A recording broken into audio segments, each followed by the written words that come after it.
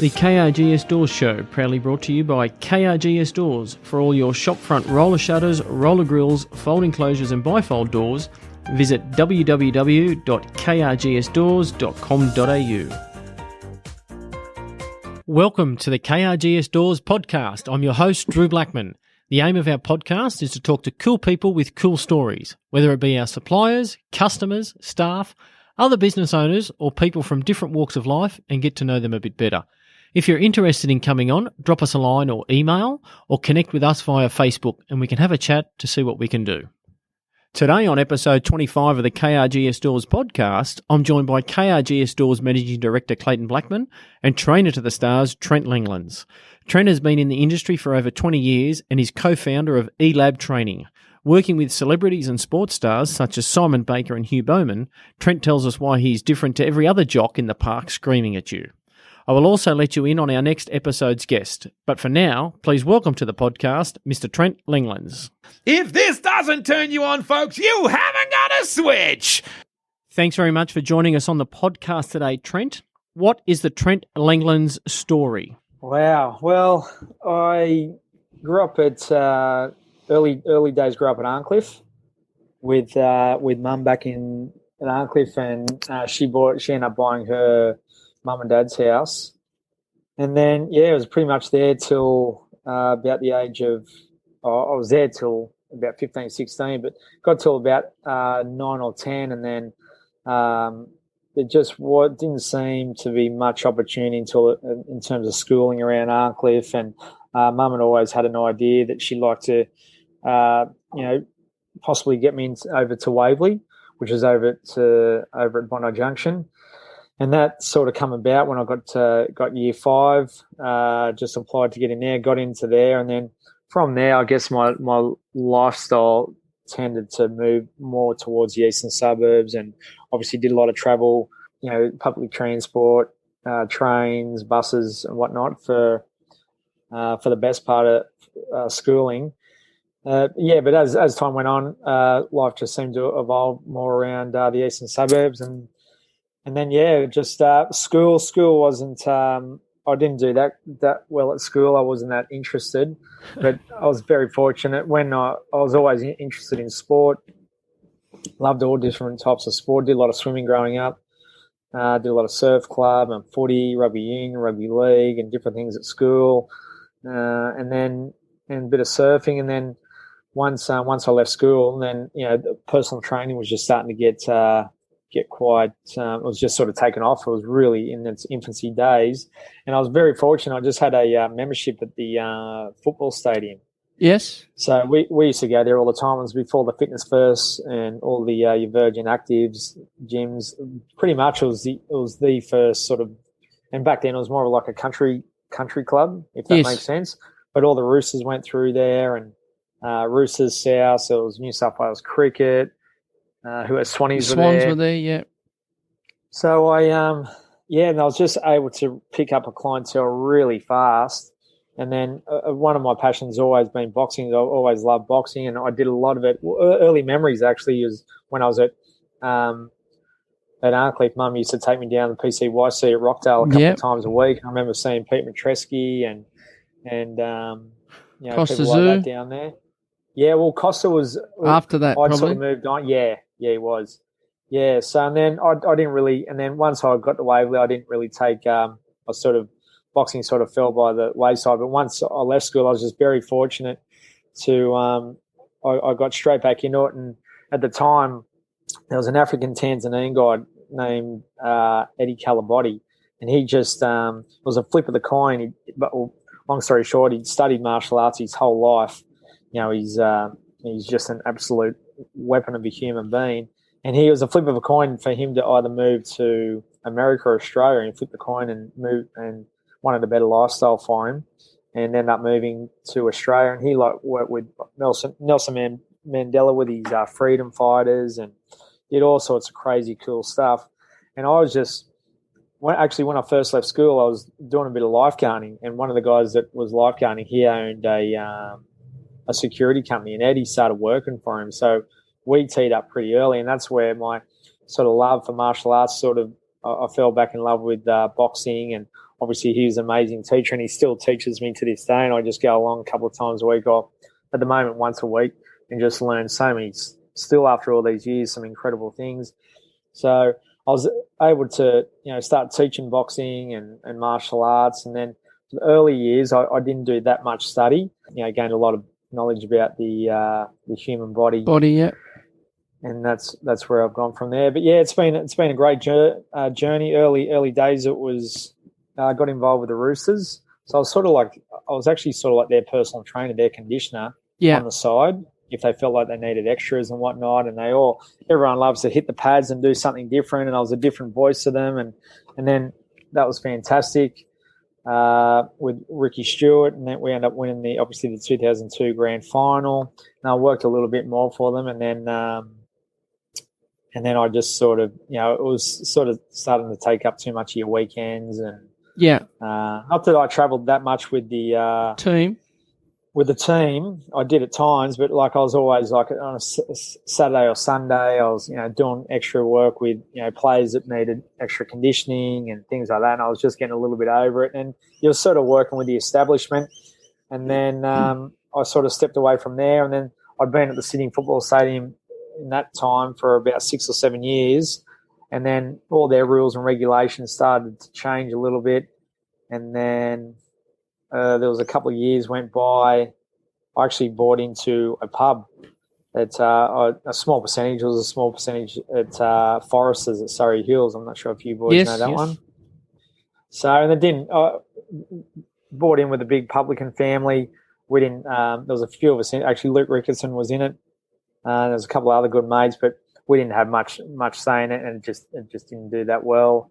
And then it was either, okay, well, where do I want to go from here? And it was either bite the bullet and try and get your own gym, and that's what I ended up doing. It was just fortunate enough that the big Bronny RSL, besides only a handful of RSLs, they started going bust. Yes.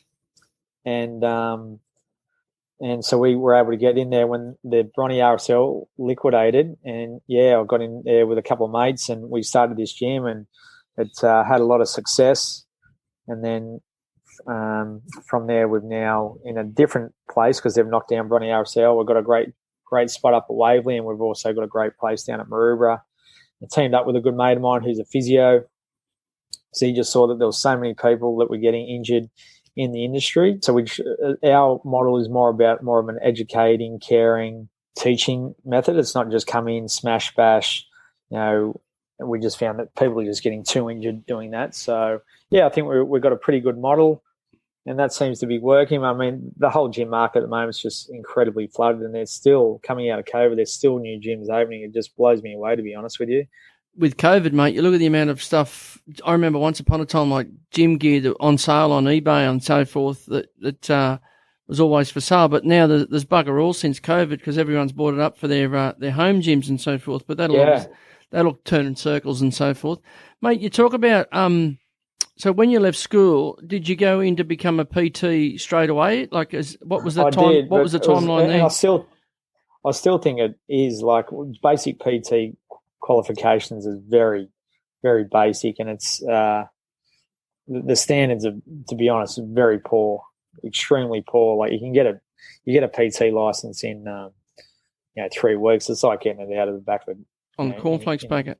Yeah, exactly. The old cliche. So, and that's what I did basically. And at that time, I worked a couple of years as a lifeguard, but my passion was always to really have a crack at personal training. And as I said, I was at the football stadium, and no one really had much of an idea. And because all these different, I was just fortunate enough, as I said, I built up a book very quickly, and all the different personalities that used to come through there, I just was able to. There was nothing that I really went after to actively network with different people. Just a lot of things just fell in my lap. Fell in your lap, they came to you. I was training Joey Johns, and then I basically had him for a client all the way through about probably half his career, 3/4 of his career. He'd travel down once a week, and he not just to see me, but he'd go and see he's always had obviously his neck and knee and things like that. So he'd come down and get manipulated down here, have a session with me, and over time he brought down a couple other players, and then from there I'd get involved with the New South Wales Origin, meet more people from there, and able to build a name, and sudden through probably Joey Johns, Huey Bowman comes along.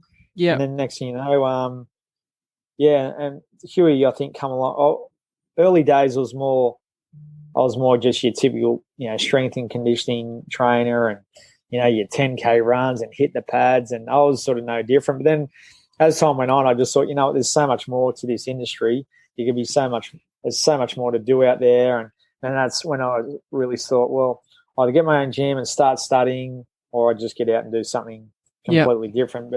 But when I started thinking of doing something different, I couldn't think of anything else I'd rather do. But I thought, well, I've got to really go and knuckle down and start studying. And then from there, I was just all the different courses that I've done, I've just broadened my horizons. And I just think that, I'm just a lot more creative than probably a lot of personal trainers out there. And it just seems to resonate with a lot of people with what I do. So I'm not your traditional S&C coach and doing your heavy deadlifts and your squats. Primarily because that they've never really worked for me, so I've never gone down that path. Huh. And a lot of people, it's all experimental, whatever floats your boat, but a lot of people just seem to be enjoying what I offered, which is different. Something different. That's good. How old are you, Trent, if you don't mind me asking? I'm 43. Okay, because you mentioned Peter Matreski, and I went to school with Pete, and he's a bit older than me, so I was just trying to work out where you fitted into the line. So I'm pretty sure Pete How old's Pete now? He'd probably be 41, 42 maybe. Yeah, he might have been a year or two younger than me.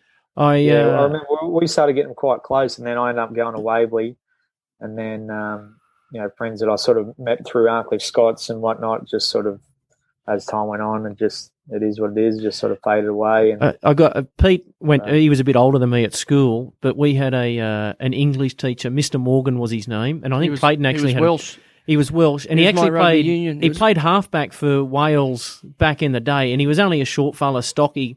And him and Pete had a disagreement one day. I don't know what it was about. And Pete actually whacked him square in the guts and so folded him over and just kept walking. So, that was Pete. So Mr. Morgan did have a short temper too. He did have a short temper being Welsh, but Pete sort of took one for the team. He was in about year 10 or 11, Pete, and just put one square straight into his guts.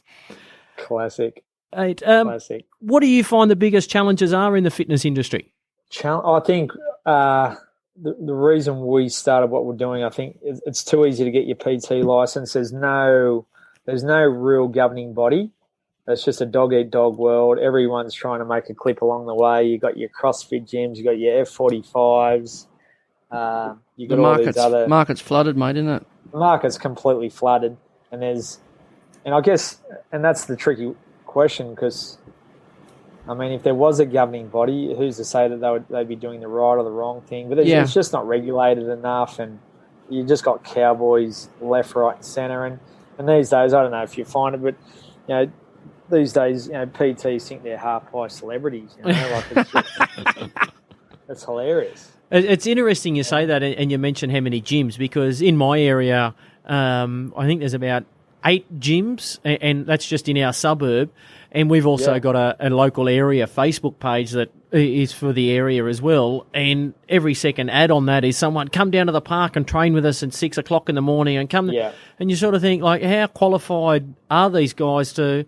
Well, if I'm doing deadlifts and I do my back, what sort of coverage do I have and things like that as well? Mate, you're spot on. Exactly right. And that's the risk. Like you're a minute away from serious damage when you start loading your spine with doing deadlifts and squats and power cleans, and as I said, that traditional S&C path that I've never really gone down. Only because I've worked hard on my posture and whatnot over the years, because I just can't do that type of stuff. And I remember just when I was younger, like you'd finish a squat or a deadlift, and I'm not a big guy by any means, and I just your spine would always be sore, your hips. I thought as I said, there's got to be a better way, and I just went down a completely different rabbit hole. Hey, mate, you talk about, obviously we cross paths. We go back a long way with junior rugby league and so forth. To what age did you play footy? When did you finish playing footy? When year 12 at school, Waverley, or what? Mate, well, funny, I was playing a bit of Arncliffe Scots, and I played a lot of Arncliffe Scots from the age of 5 or 6 up to probably about 12 or 13. then I was playing league and union. But I remember I was a very late developer, and I remember getting to about the 13s, I think it was, and like, you know, you're turning up to games and there's blokes with full blown beards and beards, and I remember just being terrified. Yeah, you're like me. You're only little fella. You're only little fella like me. Blokes just ran straight over the top of me. I thought, oh, this will do me. I'm out here. Yeah. So, and then I played, but I lost sort of all interest with footy, rugby union, like obviously Waverley's a rugby union school, but I lost all interest there. And then I just sort of started playing again, more so that all your mates. Yes. You know, when you've got a little bit, you know, year 11 and 12 and you start having a few beers here and there, you'd play footy together and then go and have a couple of beers. And that sort of developed after school. For whatever our year, everyone seems to go to East or Randwick. Yeah. And for my year, all seemed to go down to East Rugby, and I continued on and had a couple of years. East Rugby, okay. And I was always around the second grade, you know, second or third grade, halfback. From there, sort of lost interest in a bit of rugby and, you know, all the PT, and that was starting to take off. And then I just played one season of Metro Cup. Okay. With West Rugby League. So I was doing a lot of with West, and that was cool. I was doing a lot of travel, and that was for a season. But I thought I'd just have, I don't know, I can't really remember why, but I just had one more crack at Rugby League and actually really enjoyed it. Who was the coach out there, mate? Then it was Mick. It was Mick. He played for West. Mick Lebinskas with the beard. Mick Lebinskas. Oh yeah. So he was a great bloke, Mick, and actually, you know his son. I know of him. Well, he's a PT. Yeah, I was going to say he's a PT. Todd's a PT. Yeah. So I don't really cross paths with him, but he's over in the eastern suburbs too. Yeah. And then you know, at that time I was really developing you know, my keenness for boxing and whatnot again, and I ended up having over time probably about 6 or 7 fights. Amateur bouts. Maybe 7. Yeah, amateur bouts. And more so, I just always loved the training so much that I just, every now and again, I'd just jump in and see, you know, all the training I'd done, just all the hard work, get in. And who was your trainer, mate? Did you have a boxing trainer? Well, I had this guy, Eddie, African Tanzanian, but I used to train out of Woolloomooloo Police Boys, so I was the Isgrove brothers back then, so I was Paul and Michael Isgrove, and they were sort of heading up Woolloomooloo, so sort of that's who I fought under. So they were always Paul was always in the corner. He was a lovely bloke, Paul. Yeah. But I never had to be quite honest, of all the things I've done in life, like I feel I still do. I still box very well, and probably, you know, you would have, could have, should have, but I'm glad I didn't. Yeah. I probably could have went a little bit. You know, I would have went all right, I think, in boxing, but I never had the aspirations to be Australian champion or anything like that. And I remember, you know, it's still foreign. Like every now and I haven't done in a long time, but you know, getting hit in the head and sparring, it never ended up becoming natural to me. I thought, it's a good challenge, personal challenge, mate. Like obviously we've been in other team sports and that, but it's to get in the ring like that, it's a good personal challenge. Yeah.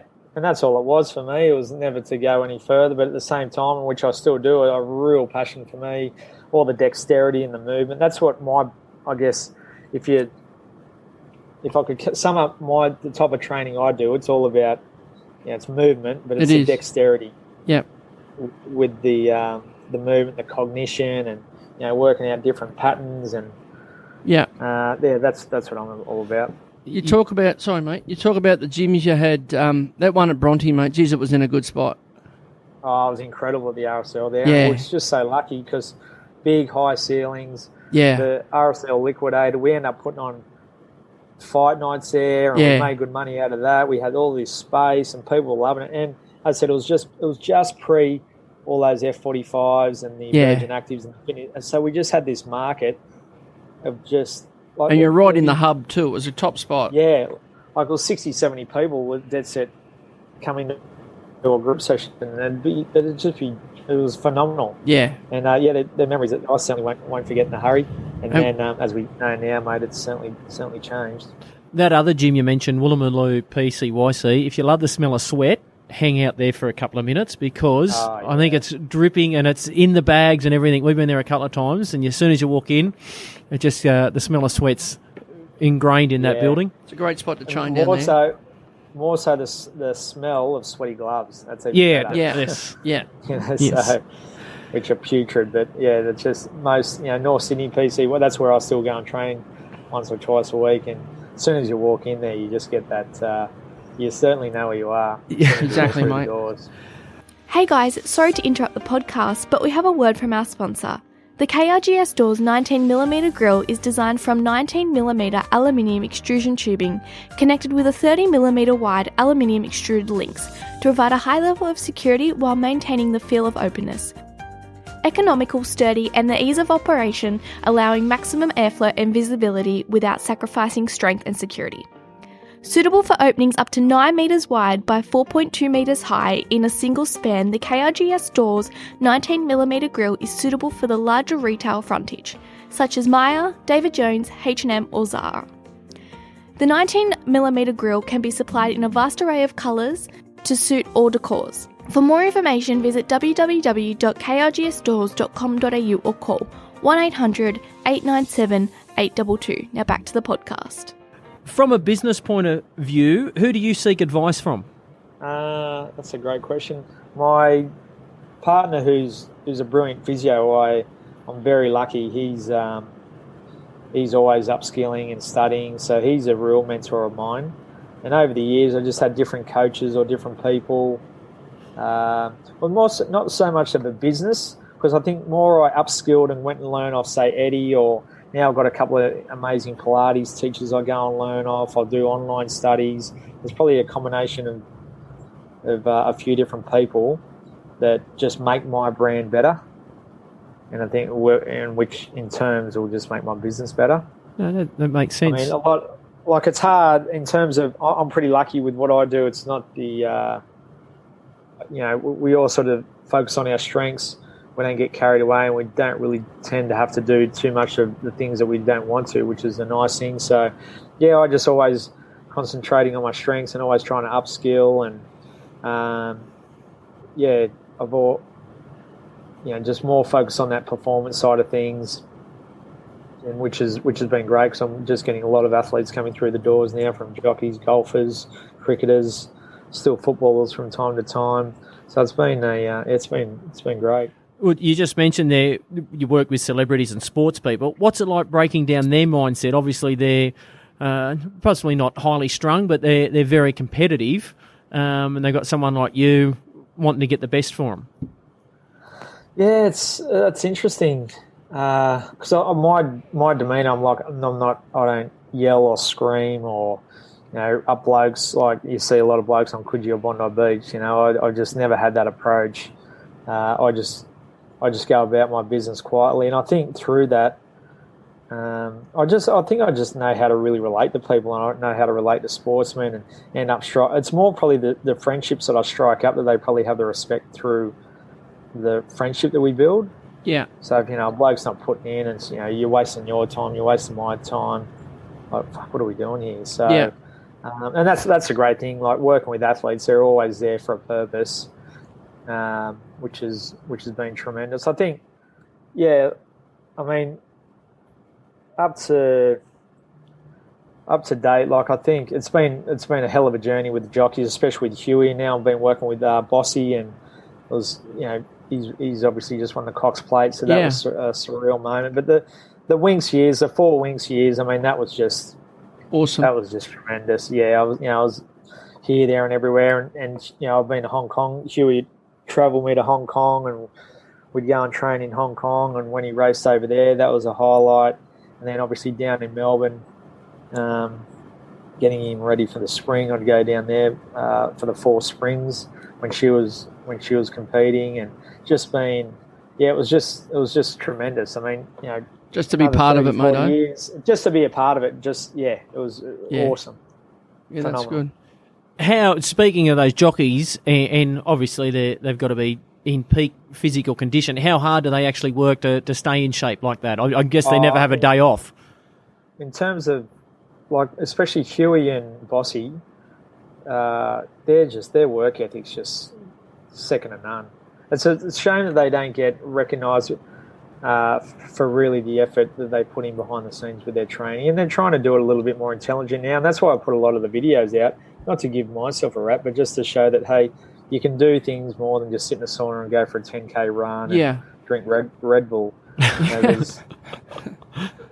So it's but those blokes, their willpower and pound for pound, they're just they train as hard as boxers, mate, and exactly right. And their life, they put their life on the line every time they they throw the leg, and they're full of guts, mate. They're full of guts. Those jockeys. It would have been interesting to see how they would have competed. A couple of years ago on telly, they had that world's or Australia's greatest athlete, and they had people from all different sports compete in different challenges. It would have been interesting to see how the boxers went in that. The jockeys went in that type of scenario. Yeah. For sure, because their stability and balance is phenomenal. So if you throw them in a challenge like that, they're going to win that. Because they just know where their centre of gravity has to be at all times. They'd have good core strength too, wouldn't they, Trent? And core strength's phenomenal, yeah. Like their core, because as Huey says to me, and Bossy, like if you're strong in the core, the horse is going to know the difference. You're controlling You're the running horse. the show, yeah. You're running the show. If you're weak in the core, you're pulling on the reins and whatnot, you're out of rhythm with the horse. The horse is going to pick up in a minute. That could be the difference between getting beat by nose. Yeah, really. exactly. So, exactly. And they know it straight away. The blokes that are fair income and train, they know. Like when Huey, once they get going like that, they know they're supremely conditioned when they feel really strong in the core. And that's probably when they come back after about 5 or 6 weeks of training, when they start to feel real good. They feel light, but they're just, they just know they're on when they feel in sync with their core and at one with the horse, if that makes sense. Mate, was there any other, like you said, you were involved with the Roosters and a little bit with State of Origin. Has anyone reached out to you, any other clubs reached out to you to get involved with those other clubs or any more State of Origin or? They have, but I've just enjoyed the just not working with the establishment, because that whole establishment, I just feel like and what happens now, unfortunately, is, I've been doing like some really cool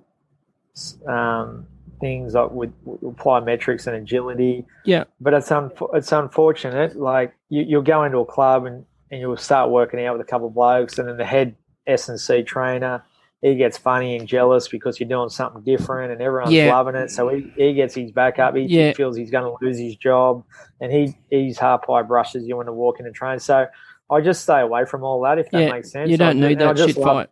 You just don't need it, exactly. And, there's just so much red tape. I get to be creative and do what I want to do. So, I don't think I'd ever go back and especially too, some of them coaches that are old school are looking at you doing different stuff, going, "What the hell's this bloke doing?" Exactly. Like, why are you doing this? And Ronnie Palmer would have been at the Roosters, mate, when you were there. Yeah, Ronnie, and I love Ronnie. Ronnie's such a great bloke. But perfect example. Like Ronnie's still got those protocols that he would have used, and most rugby league clubs do. They're still doing what they did 30, 40 years ago. He's good for 70, isn't he, Ronnie? And you can see why. Like his people skills and how positive he is as a human is just phenomenal. You can see why he's always around. He will end up being he'll be with clubs until they'll carry him out in a box. They will. They really will, because he's just too positive. He loves it. He loves it. He'll be like Laurie Lawrence punching on the sideline used to be. Exactly. Laurie Nichols. Laurie Nichols, sorry. Laurie Nichols, yeah. Mate, away from work, how do you relax? Mate, well, I used to get into I used to love to go and have a surf. I'm not a great surfer by any means, but I used to love going for a surf. I don't do that so much now. I'm actually trying to get right back into golf, actually. Yeah? So I've been getting lessons with in golf and trying to improve my game. Someone that you're training, mate, is it? We're doing a bit of a contract. There's a guy at Moore Park Golf Club at the moment, Ollie, his name. He's a great coach, and I've been doing a bit of work with him, and I've also been doing a little bit of work with that Gary Barter at the Australian. Are you a member anywhere, Trent? No, I'm not. I was thinking, hopefully I'll continue and improve and keep working on my game, and then might put my name down at somewhere like a St. Nick's or something like that. Yeah, good. So Good on you. it's funny, like even at the Australian now, like that's where I go and get lessons every now and again. It's just you can just, like, for me, like, you walk in and that sort of sense of entitlement and whatnot. I just not for me. The boy from Arncliffe playing at the Australian, eh? Work that one out. Who would have thought, eh? But I just love when you walk into places and people are having it, saying hello and up, I brush and don't say hello to you. Exactly. I can't stand places. Got their head up their ass. Yeah, hey, exactly. mate, you mentioned a few celebrities or a few known people. Obviously, I know you're good mates with Rico and you train Glenn Boss and Hughie Bowman. Any other known celebrities or sports stars that you've helped along the way? Blokes like Simon Baker. I've trained Simon Baker. He's done a couple. The Mentalist. He's a great guy. He's an awesome guy. Very humble. What you see is what you get. Really, really grounded. He comes in and he's actually just done a couple of Australian movies in the last couple of years. So it's been awesome to try and help him get fit. And he's just finished another one actually, and it was just shot at Paddington. Your Matt Moran's got it very tight with Matt. So that's been been training Matt for about the last 10 years. So that's been a good journey. You haven't modelled your haircut off Matt Moran there, have you, mate? Yeah. So sometimes we go places and people think that I'm these twins. Look at these two twins. Twin or something. Yeah. Exactly. One's a bit taller than the other.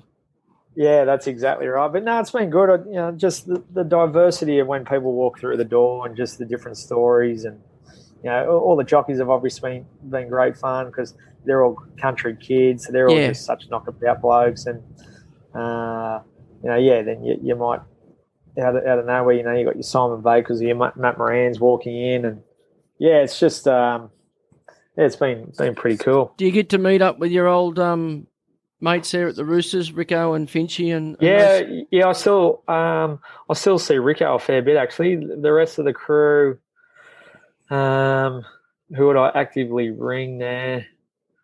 Fitzy. I'm still Fitzy's obviously just that busy these days, and he's living down at Wollongong. So maybe now I've got the place, I'll pop in and see him more time to time. But he was actually, last time I got a message from him, he was in the bubble, and he said, "Look, let's try and catch out when I'm out of the bubble."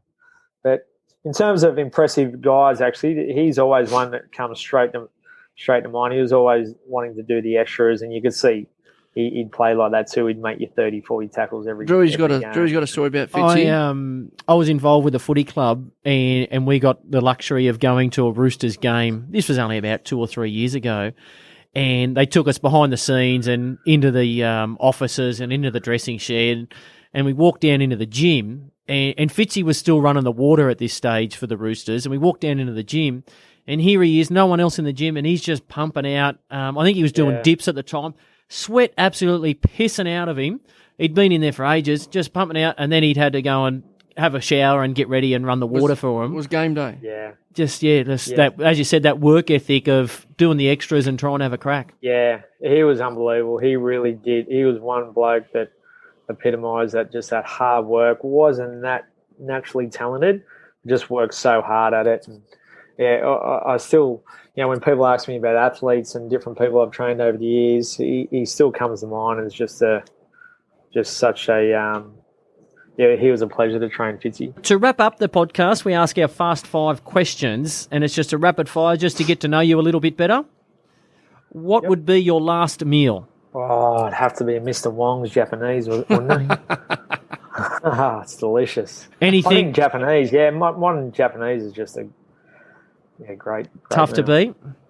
Tough to beat, absolutely. What's your drink of choice? I can't handle full-strength beer. I'm an imbecile on it, so I don't drink that much. But every now and when I do drink, I'll just stick to Great Northerns. Good drop too, mate. The mid strengths, they do me just fine. So what when you're on the full super, you full of personality, or what, mate? Oh, mate, I just get blind too quickly, and I just don't like being. I don't like being out of control. Sort of not knowing what you're doing, or you wake up the next morning and have anxiety and who you've abused or what, you know what I mean? Got to go check my messages and all that type of thing. Yeah, exactly, all that type of thing. So I haven't done it in a long time, thanks to mid-strength beer. Yeah, good work. Who is the most famous person's phone number you have in your phone?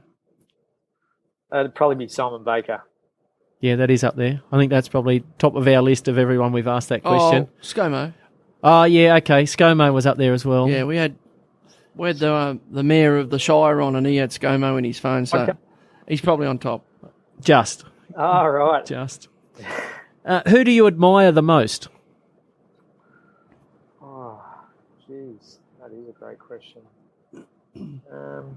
It's funny, I'll probably go around the bush a bit here, but I think, we're all human. We're all got faults, and, people that I've trained over the years, and you might think differently of them, and then you get to know someone, and you just think, fuck, we're all just battling away. Yeah, doing our best. So I probably don't probably look up to people like I used to. When you start to get used to people, you just realise that they got their faults just like all of us. So yeah, we're all just in this rat race together doing our thing. But one bloke that I really look up to, probably an old coach by the name of Mark Bakewell. He was at East, and we still have a great friendship. And he was just a really good mentor. Rugby union coach, mate, was he? Yeah, he was. Yeah. But we just we still catch up from time to time, and and as I said, blokes like Eddie, who I still box with weekly. Have a high regard for him. He's always pursuing this, like he's just a purist. He's always just on this path of, willing to get better, and all the knowledge that he tries to pass on. Yeah, he means a lot to me. Do you follow the Roosters, mate, or are you back from your old back from the old St George days with Uncle Scott? So who do you follow? Mate, you wouldn't believe it. In the last few years, I've sort of I've just, for whatever reason, I haven't watched much rugby league today, and I've really fallen in love with the AFL.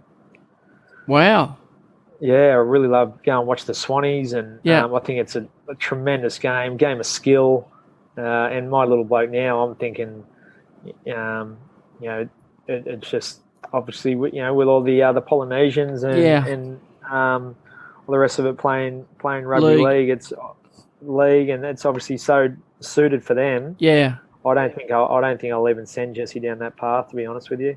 It's it is a different game. I've been lucky enough to go and watch it at the SCG, and it's a different game live, mate, than it is watching it on telly. Yeah, absolutely. Yeah, you got to go live. They're dead set athletes. They're dead set athletes watching them live. How many meters they put in a game? It's unbelievable. Exactly, and you get to appreciate the skill more of a game when it's not designed to watch on TV. There's too much off the ball. Off the ball, big time. Even the kilometres they put in off the ball, getting themselves into a gap and that type of thing, and then phenomenal. Going at full speed, catching, kicking like that. Yeah. That Dusty Martin, you watch him in the grand final. He's just another level. Wasn't he unbelievable? Yeah. He was freakish. Yeah, he's just freakish. He just turns it on, mate, doesn't he? Did you watch The Last Dance, boys? Jeez, I yes, got a lot out of that. Absolutely, mate. How good 100%. was that? And I guess from your role dealing with them athletes, you'd see that type of stuff firsthand. Well, yeah. Well, I guess not to that degree. It's I've been training. I'm not sure if you've looked her up. Steph Keriakou, her name is. She's actually she just had a first round last night at the Saudi Arabia Women's International. She's coming 11th. But what sport, mate? Golf. Okay. Golf. And from all reports, like she's going to be like the next big superstar. And the first thing I said to her is when I said, you have to watch this doco. Yeah. Because she's only 19, 20. She wouldn't really know. She wouldn't have been around the Jordan era? Wouldn't have been around the Jordan era. But if you want to be the best in the world, and obviously you're going to come across quite arrogant or whatnot, but you can't not have an attitude like that, in my opinion. Many things he did so many things to get himself to that level, didn't he? Yeah. I mean, obviously there's a side of him that's a real almost narcissist, and obviously I felt from what I can gather now, he looks like a pretty lonely bloke. Yeah. From the way he was. I'd say he's burned a lot of bridges, but Jesus, mate, he lifted so many guys around him to be successful, didn't he? but just not doubting yourself for a second. And that's what I said to this, Steph. I said, that's what you got to take out of this. Like, you cannot doubt yourself. And because these true champions, they just never, ever, it's not even in their psyche. It's just like, if you were to ask them a question like that, do you doubt you? Like, they just look at you. You couldn't wait for it to come on. I think it was, every Monday at 5 o'clock. Like, I'd race to get home by then to make sure it was going to be on like 5 o'clock, just so I could watch it fresh from the States. Yeah. It was awesome. So, You mentioned, and just on a side note, you mentioned training Joey Johns a bit. Was he similar to something like that? Very similar. Yeah. And it's funny because I think he loved it. And yeah, I think, because Joey was just such a genius and whatnot. And I think at times, like, there was probably a bloke that come into first grade that just didn't deserve to be there. He just wouldn't give the blokes the time of day. Like if you had to earn your respect to play with him. Yeah. And if you weren't cutting it, well, he wasn't there to mollycoddle you, and he didn't have time for that. So you probably moved on pretty fast. They did an army camp up in Newcastle, and they had to do this. They had to do this carry. They had weighted backpacks, and then they had to carry like a stretcher with 40 kilos. I don't know the exact amount. Anyway, they halfway through, and Joey said, "Stuff this, I'm not doing it." Dropped his backpack and started heading back to camp. And the instructor said to the rest of the boys, "Right, with that type of attitude, he'll go back to camp. The coaches will grab hold of him, and he won't play first grade again. They'll tear up his contract. He won't." And the rest of them were like, "Don't think so." Don't think that's going to happen. Yeah, no, exactly. I remember one of my best stories, I think, was, and this they've probably told it already. He had a bender on the drink the week before. I think he did his back originally, and I think got pulled out on the Thursday or Friday, and then he just drank all through Friday, Saturday, Sunday, Monday. I think Michael Hagan actually went to the pub to try and pull him out, and he told Michael Hagan to fuck off, and then it's got to the point where he sheepishly come back to training, and they were all fucking into him, and said, you're going to get dropped and this and that, and obviously, and then they come out and they played St George that next week, and I don't remember if you guys remember, it was down at Wollongong. I remember the game clearly, and I think it was like 24-18 or 24, and he scored just about all 24 points. Yeah, he beat him on his own. And the meeting that was meant to come just got squashed put to the side very fast. Yeah, got me into the match. So, yeah, exactly. Yeah. No, that's Joey. And finally, if heaven does exist, what would God say when you arrive at the pearly gates? Something along the lines that hopefully I show respect to people. I genuinely believe anyone who comes into my life that I show a lot of respect, and I'm very polite, well mannered, and I don't brush anyone. I'll give people their time. I think that's what I sort of play off. And he might say, well done on those qualities. Yeah, he'll welcome you with open arms, mate, because you've been so kind and that polite to along the way. So, yeah, something like that, hopefully. Mate, thanks very much for coming on the podcast today. It's been great to catch up. Been great to see you. Yeah, likewise, boys. Mate, sorry about the stuff around and it took me a while to get on. Oh, that's all right, mate. No, don't. We've got we appreciate your time. We appreciate you giving us time. Mate, good luck with the gym. So Trent's gyms are at Waverley and Maroubra. What's the name of it, mate? We'll give him a plug. E-Lab training. E-Lab training. Anyone in Waverley or over at Maroubra wants to get along and see Trent Langlands, one of the best out there, mate. Success to you, the gyms, and all your family and the future. Thanks very much again, mate. Good to see you, and take care, and we'll catch up soon. Terrific. See you, boys. Thanks, Trent. All the best, mate. Take care. See you guys. Bye. That wraps up the 25th episode and our chat with Trent Linglings from E-Lab Training. You can find out more about Trent by visiting e-labtraining.com or follow Trent on Instagram at Trent_Langlands to discover some of the cool things he is doing. If you have missed any previous episodes of the KRGS Doors podcast, you can download them from our website, www.krgsdoors.com.au/podcast, or on your favourite podcast player, search KRGS Doors. Don't forget to hit the subscribe button to ensure you don't miss any future episodes. This also boosts our ranking and my ego.